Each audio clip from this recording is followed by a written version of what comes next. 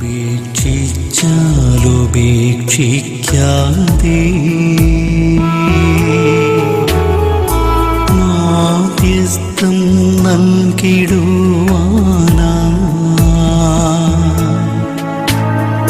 കോട്ടയത്ത് വാഴുന്ന അന്തോണീസ് പുണ്യവാനെ സ്വീകരിക്കൂ കൈകൾ നീട്ടി ആപിയാമിൻ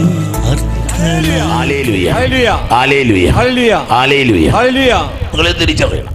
ഒരു ത്യാഗത്തിന്, ഒരു നൊമ്പരത്തിന്, ഒരു വേദനയ്ക്ക് അല്ലെ, എന്നെ പ്രതി ഒരാൾ കഷ്ടപ്പെട്ടാൽ എനിക്ക് ആളോടൊരു ഒരു കടപ്പാടില്ലേ? ദൈവങ്ങളെ ദൈവിക കാര്യത്തിലും ഇങ്ങനെ തന്നെയുണ്ട്.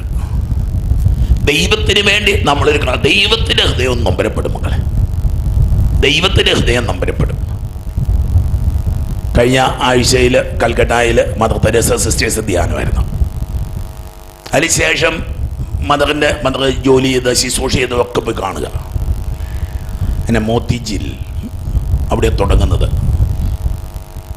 ഒരു എന്നാ പറയുന്നത്, ഒരു സ്ലം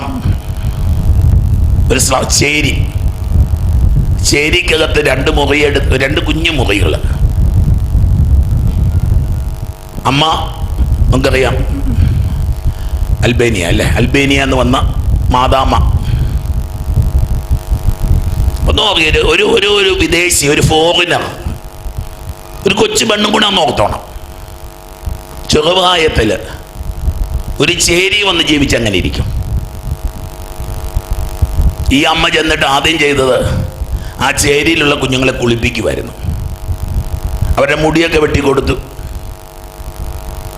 വലിയ ചിലവില്ലാതെ ചെയ്യാം, ഒന്നുമില്ല, കയ്യിലൊന്നുമില്ല.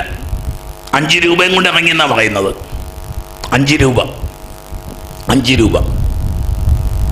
അവങ്ങളെ മരിക്കുമ്പോൾ കിടക്കുന്നത് അവിടുത്തെ രോഗികൾ കിടക്കുന്ന കട്ടില്ല. ഈ അമ്മ മരിക്കാൻ നേരം കിടക്കുക.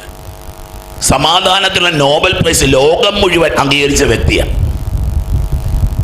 UN പോയി പ്രസംഗിച്ച വ്യക്തിയാണ്. അമേരിക്കൻ പാർലമെന്റിനെ അഭിസംബോധന ചെയ്ത വ്യക്തിയാണ്. ഈ മൂല ഇത്രയുണ്ട് അമ്മയുടെ മുറി. ഒരു കട്ടിൽ, ഒരു മരമേശ, ഒരു മരബെഞ്ച്. ഇതാണ് ആ മുറിയുടെ ആർപ്പടം. ഇപ്പം പറയുന്നതല്ല. പുതിയ വീടൊക്കെ ആയപ്പം അടുക്കള താഴെ, അടുക്കളയുടെ മുകളിൽ താമസിക്കുക. കാരണം ചൂടെപ്പോഴും നിൽക്കും. അമ്മയ്ക്കത് വിഷയമല്ല. അമ്മയ്ക്ക് നിർബന്ധമുണ്ടായിരുന്നു ഇന്ത്യൻ രീതിയിൽ ജീവിക്കണമെന്ന്. ഇന്ത്യക്കാർ ഭക്ഷിക്കുന്ന, അല്ലെങ്കിൽ വെസ്റ്റ് ബംഗാളിൽ അവിടുത്തെ പാവങ്ങൾ കഴിക്കുന്ന ഭക്ഷണം, അഴുകിയ ഭക്ഷണം കഴിക്കുമായിരുന്നു പറഞ്ഞത്. നിങ്ങളാരെങ്കിലും കഴിക്കുമോ? റെയിൽവേ സ്റ്റേഷനിൽ വലിച്ച ഞാൻ കഴിക്കുമെന്ന് എനിക്കറിയത്തില്ല. ഒരു ബലം പിടിച്ചാൽ ചിലപ്പം ബലം കഴിയും. റെയിൽവേ സ്റ്റേഷനിൽ വലിച്ചെറിഞ്ഞ ഭക്ഷണം കഴിക്കാൻ ധൈര്യമുള്ള ആരെങ്കിലും ഇവിടെ ഇരിപ്പുണ്ടോ? ബസ് സ്റ്റാൻഡിൽ ഇവിടെ ഈ വേസ്റ്റ് കൊട്ടയിൽ ഇട്ടേക്കുന്ന കഴിക്കാൻ കഴിവുള്ള ആരെങ്കിലും ഇരിപ്പുണ്ടോ? അമ്മയുടെ ജീവിതം അങ്ങനെയൊക്കെ മക്കളാണ് തുടങ്ങിയത്. ദിവ്യകാരണം ഭക്ഷിക്കുന്നവർക്കൊന്നും ഭക്ഷിക്കാൻ ബുദ്ധിമുട്ടില്ല മക്കളെ. അമ്മ എല്ലാ ദിവസവും രാവിലെയും വൈകിട്ടും വിട്ടടിച്ച് പള്ളിയിൽ പോകുമായിരുന്നു. കുറച്ച് ദൂരെയാണ് പള്ളി. അത് നിർബന്ധമാണ്. വെളുപ്പം കാലത്ത് എന്ത് കണ്ടുകൊണ്ട് ഈ കന്യാസ്ത്രീ തുടങ്ങിയത്? ദൈവമക്കളെ, പിന്നെ ജീവിതം നടന്നെല്ലാം ഇന്ന് പുണ്യസ്ഥലമാണ്. ഈ മദർ തെരേസ താമസിച്ച സ്ഥലത്തെല്ലാം ഇന്ന് കുരിശ് രൂപം ഉണ്ടാക്കി കുരിശ് വച്ചിരിക്കുക. ആ അമ്മ ജീവിച്ചിടമെല്ലാം തീർത്ഥാടന കേന്ദ്രമായിട്ട് മാറിയിരിക്കുകയാണ്. നൂറുകണക്കിന് വിദേശികൾ ഉൾപ്പെടെയുള്ള തീർത്ഥാടകരും സഞ്ചാരകരും സന്ദർശകരും ഒക്കെ ഈ മഠത്തിൽ കയറി ഇറങ്ങി നടക്കുക. ഹല്ലേലൂയ. ജീവിച്ചത് എന്താണ്? അഴുകി ജീവിച്ച സ്ത്രീ. ഒരു 2 സാരി. ആ സാരി അവിടുത്തെ അതറിയാലോ, തോട്ടിപ്പണി ചെയ്തിരുന്ന സ്ത്രീകൾ ധരിച്ചിരുന്ന വസ്ത്രം. വിസർജ്യങ്ങൾ കോരുന്നവർ. ഞാൻ ചലഞ്ചിങ് ഇവയൊക്കെ നമുക്കെല്ലാവർക്കും ചലഞ്ച് ചെയ്യാം. നിങ്ങൾക്ക് പോയിട്ട് ജില്ലാ ആശുപത്രിയുടെ ക്ലോസറ്റ് ബാത്റൂം കഴുകാൻ കഴിവുണ്ടോ? ബസ് സ്റ്റാൻഡിൻ്റെ ടോയ്ലറ്റ് കഴുകാനുള്ള ധൈര്യമുണ്ടോ? അമ്മയുടെ വിനോദം അതായിരുന്നത്രേ. റെയിൽവേ നമുക്കറിയാം. ഇന്നത്തെ ഗതി നമുക്കറിയാം. പിന്നെ അന്നത്തെ ഗതി പറയാനുണ്ടോ?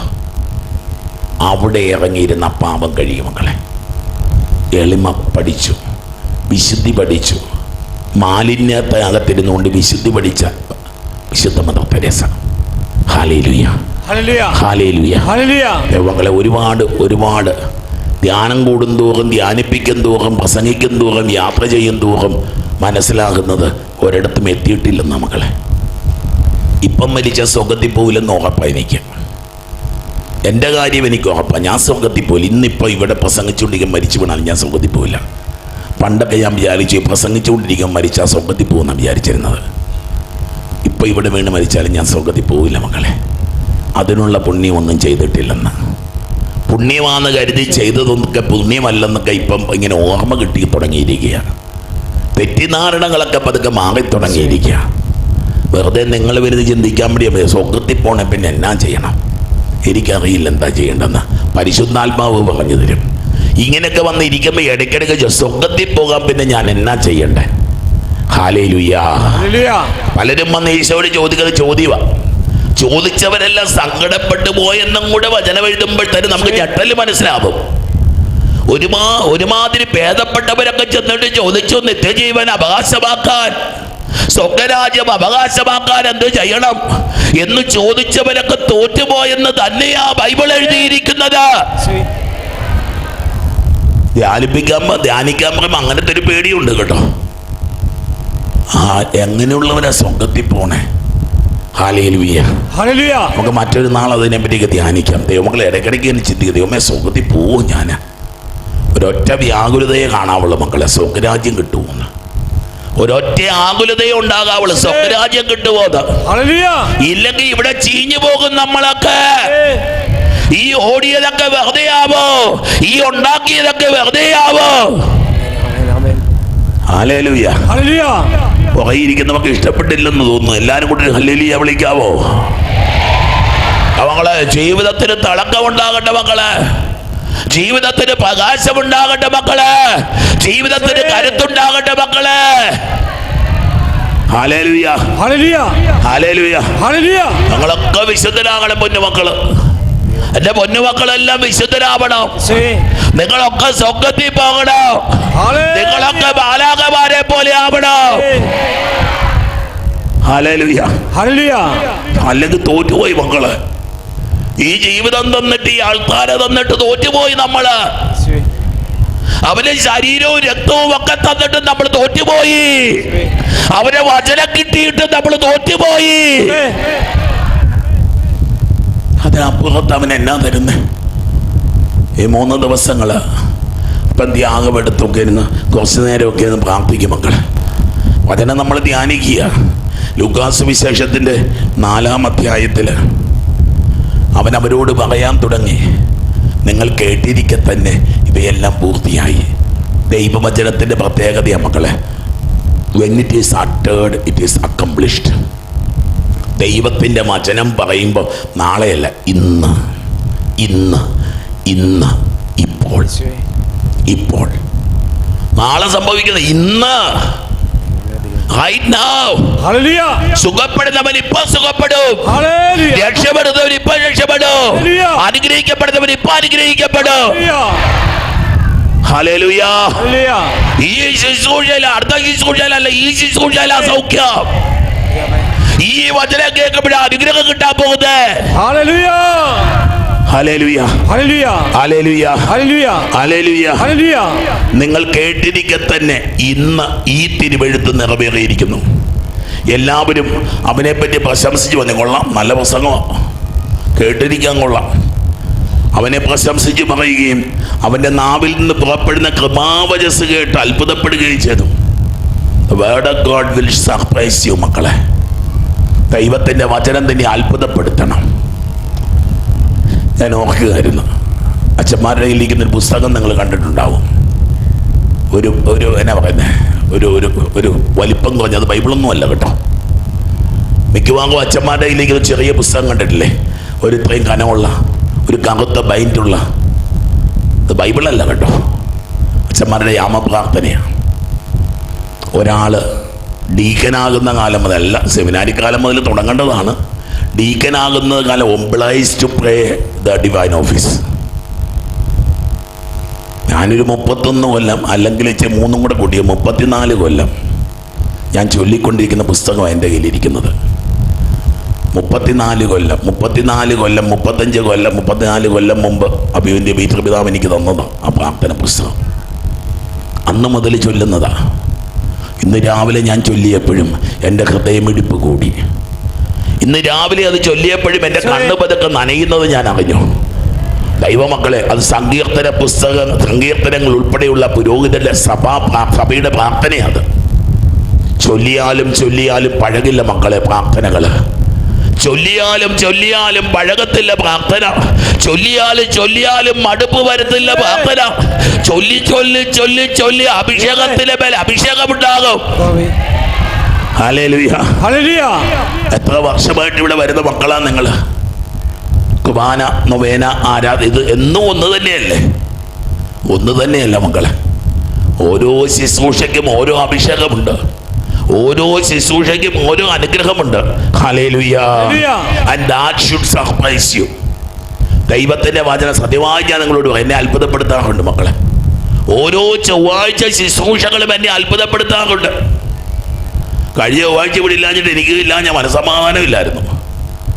ധ്യാനമായിരുന്നു. രാവിലെ 6:30, 7:30, പിന്നെ 9, 10, 11, 12, ഉച്ച കഴിഞ്ഞ് 3, 4, വൈകിട്ട് 5:30 മുതൽ 7 മണി 7:30 വരെ. സമാധാനമില്ലായിരുന്നു. രാത്രി കിടന്ന് ഉറങ്ങിയില്ല. തിങ്കളാഴ്ച രാത്രിയിൽ എനിക്ക് ഉറക്കം കിട്ടിയില്ല. കഴിഞ്ഞ തിങ്കളാഴ്ച രാത്രി ഞാൻ ഉറങ്ങി. സത്യമായിട്ടും പറയുക, ഞാൻ ചൊവ്വാഴ്ചക്ക് വേണ്ടി അവരോട് കൂടെ പറഞ്ഞു, നിങ്ങൾ പ്രാർത്ഥിക്കുക, കോട്ടയത്ത് മക്കൾ പ്രാർത്ഥിക്കുക. ഇപ്പോഴാണ് അവിടെ തീർത്ഥാടന കഴിഞ്ഞത് ലക്ഷക്കണക്കിന് മക്കൾ വന്നിരിക്കുക. ഞാനിവിടെ വന്നപ്പോൾ പറഞ്ഞു, ഇന്ന് വരെ ഈ ആലയത്തിൽ വന്നതിനേക്കാൾ ഏറ്റവും കൂടുതൽ ജനം വന്ന ആഴ്ച കഴിഞ്ഞ ചൊവ്വാഴ്ചയായിരുന്നത്. അവിടെ ഒരു 150 മദർ തെരേസ കന്യാസ്ത്രീകൾ കുത്തിയിരുന്ന് പ്രാർത്ഥിച്ചുകൊണ്ടിരുന്നു. ദൈവമേ, അനുഗ്രഹം ചൊരിയണമേ, കൃപ ചൊരിയണമേ, സൗഖ്യം ചൊരിയണമേ, വിടുതൽ ചൊരിയണമേ. Hallelujah, hallelujah, hallelujah, hallelujah, hallelujah. ദൈവത്തിന്റെ വചനം കേട്ടിരിക്കാൻ തന്നെ പൂർത്തിയാകും മക്കളെ. ദൈവത്തിന്റെ വചനം വായിക്കുമ്പോൾ തന്നെ പൂർത്തിയാകും. Hallelujah, hallelujah. ഇവൻ ജോസഫിന്റെ മകനല്ലേ എന്ന് അവർ ചോദിച്ചു. Do not underestimate the word of God. എറണാകുളത്ത് മാടവനയില് ദിവ്യകാരുണ്യം തിരുവോസി മാംസവും രക്തമായി. നിങ്ങൾ വിശ്വസിക്കുന്ന നിർബന്ധമൊന്നുമില്ല, ഞാനും വിശ്വസിക്കുന്ന നിർബന്ധമൊന്നുമില്ല. വിശ്വസിച്ചില്ല ദൈവം ശിക്ഷിക്കുക. പക്ഷെ അതിനെപ്പറ്റി അപമാനിക്കരുത്. എവരിത്തിങ് ഈസ് പോസിബിൾ മക്കളെ. കുർബാനയ്ക്ക് അതിരുകളില്ല, അതിർവരമ്പുകളില്ല മക്കളെ. കുർബാനയ്ക്ക് അതിരുകളില്ല, അതിർവരമ്പുകളില്ല. 4-ാമത്തെ ആഴ്ചയൊക്കെ അങ്ങനെ സംഭവിച്ചു എന്നൊക്കെ പറയുമ്പം വിശ്വസിക്കണം നിർബന്ധമൊന്നുമില്ല. പക്ഷേ എന്തിനാ അങ്ങനെ സംഭവിക്കാം? അങ്ങനെ സംഭവിച്ചിട്ടുണ്ട്.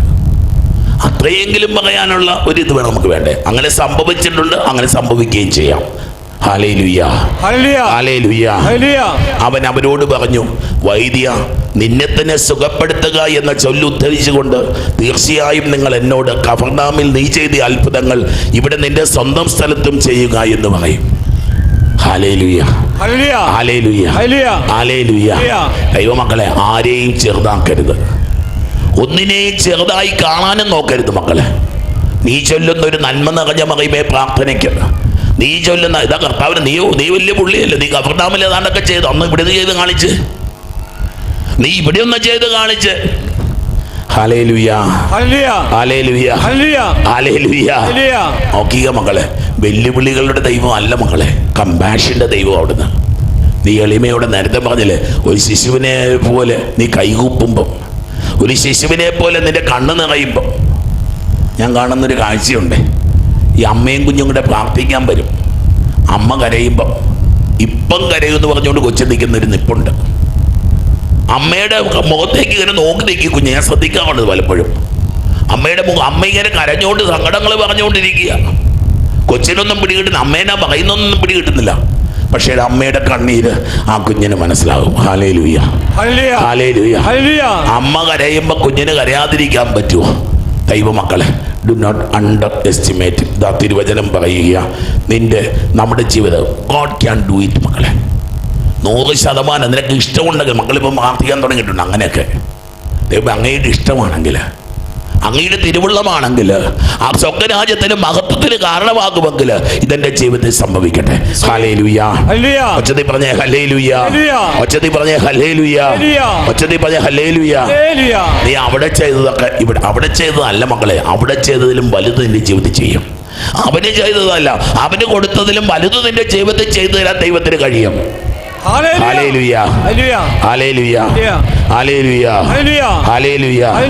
എന്നാൽ സത്യമായി നിങ്ങളോട് പറയുന്നു, ഒരു പ്രവാചകനും സ്വന്തം നാട്ടിൽ സ്വീകരിക്കപ്പെടുകയില്ല. ദൈവികതയെ ചെറുതാക്കി കാണരുത് മക്കളെ. കുർബാനയെ, ആത്മീയ ശുശ്രൂഷകളെ നിസ്സാരമായി നിങ്ങൾ കത്തിക്കുന്നൊരു തിരിക്ക് പോലും. പണ്ടൊക്കെ ഞാൻ ചിന്തിക്കുമായിരുന്നു, എന്തിനാണ് ഈ മക്കളെ തിരിയൊക്കെ കത്തിച്ചുകൊണ്ട് നടക്കണേ, എന്തിനാണോ ഈ മാലയിടുന്നത് എന്നൊക്കെ ഞാൻ ചിന്തിക്കാറുണ്ടായിരുന്നു. നീ കത്തിക്കുന്ന തിരിയ നിന്റെ ചങ്കിലെ തീയാണെങ്കിൽ ആ തിരിക്ക് അർത്ഥമുണ്ട്. നീ ഇടുന്ന മാല അത് നിന്റെ ഹൃദയത്തിന്റെ മന്ത്രങ്ങളും പ്രാർത്ഥനകളുമാണെങ്കിൽ ആ മാലയ്ക്കൊരു അർത്ഥമുണ്ട് മക്കളെ. വെറുതെ കൊണ്ടുപോയിട്ടിട്ട് കാര്യമില്ല. കണ്ണീരിന്റെ നനവ് നിന്റെ മാലയ്ക്കുണ്ടെങ്കിൽ ചങ്കിലെ തീയുടെ ചൂട് നിന്റെ ആ മെഴുകുതിരിക്കുണ്ടെങ്കിൽ അത് ദൈവം മാനിക്കും. Hallelujah, hallelujah, hallelujah. സത്യമായി ഞാൻ നിങ്ങളോട് പറയുന്നു, ഏലിയാ പ്രവാചകന്റെ കാലത്ത് ഇസ്രായേലിൽ അനേകം വിധവകൾ ഉണ്ടായിരുന്നു. അന്ന് 3 വർഷവും 6 മാസവും ആകാശം അടയ്ക്കപ്പെടുകയും ഭൂമിയിലെങ്ങും രൂക്ഷമായ ക്ഷാമമുണ്ടാവുകയും ചെയ്തു. ഏലിയ നമ്മൾ കഴിഞ്ഞിടയ്ക്ക് വായിച്ച തിരുവചന ഭാഗം അത് നോക്കിക്കേ. ഒരു ദേശത്ത് ആകാശം അടയ്ക്കപ്പെട്ടു, മഴയില്ല. 3.5 കൊല്ലക്കാലമായപ്പോൾ ഭൂമിയിലെ പച്ചപ്പെല്ലാം ഉണങ്ങിത്തീർന്നു. ദൈവമക്കളെ, ഭൂമിയിൽ വിളവില്ലെങ്കിലും നിന്റെ വീട്ടിൽ സമൃദ്ധി ഉണ്ടാകും. ദൈവമക്കളെ, ഭൂമിയിൽ വിളവില്ലെങ്കിലും നിന്റെ കുടുംബത്തിൽ സമൃദ്ധി തരാൻ നിന്റെ ദൈവത്തിന് കഴിയും. ഹല്ലേലൂയ. നോക്കിയേ, അന്ന് സീദോനിലെ സരപ്തായിലെ ഒരു വിധവയുടെ അടുക്കലേക്കല്ലാതെ മറ്റാരുടെയും അടുക്കലേക്ക് ഏലിയ അയക്കപ്പെട്ടില്ല. സീദോൻ വിജാതിര് താമസിക്കുന്ന സ്ഥലമാണ്. അവിടെ ഒരു വിധവ, ഒന്നും കൂടെ ആലോചിച്ചേ, ഒന്നുമില്ലാത്തവൾക്ക് ബൈബിളിൽ ഇട്ടിരിക്കുന്ന പേരാണ് വിധവ. കാരണം വിധവ ഒന്നുമില്ലാത്തവളായിത്തീരും. ഭർത്താവ് മരിക്കുന്നതോടുകൂടി ഇല്ലാതായിത്തീരും.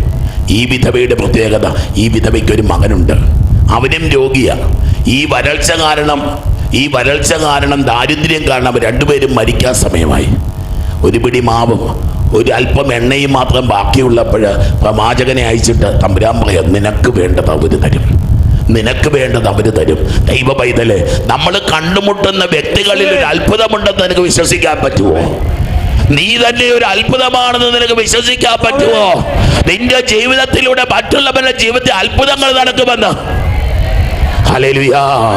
ദൈവമക്കൾ എഴുന്നേറ്റ് ഇരുകരങ്ങളും ദൈവസന്നിധിയിലേക്ക് ഉയർത്തിപ്പിടിച്ച് നിന്റെ ദൈവം വരൾച്ചയുടെ നാളുകളില് നിന്റെ ജീവിതത്തിലേക്ക് ഒരു കൃപയായിരിക്കും. നിന്നെ ഒരു അത്ഭുതമാക്കുക, നിന്നെ ഒരു വിസ്മയമാക്കുക. നീ ദൈവത്തിന്റെ വചനത്തെ മാനിക്കുമ്പോ നിന്റെ ജീവിതത്തിലെ അഭിഷേകം നടക്കുമെന്ന്.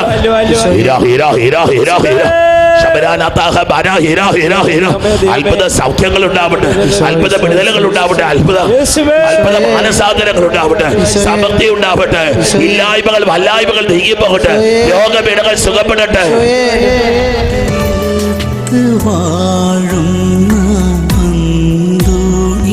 പുണ്യവാനെ സ്വീകരിക്കൂ കൈകൾ നീട്ടി ആപിയാമിൻ അർത്ഥനകൾ ഉപേക്ഷിച്ചാലുപേക്ഷിക്കാതെ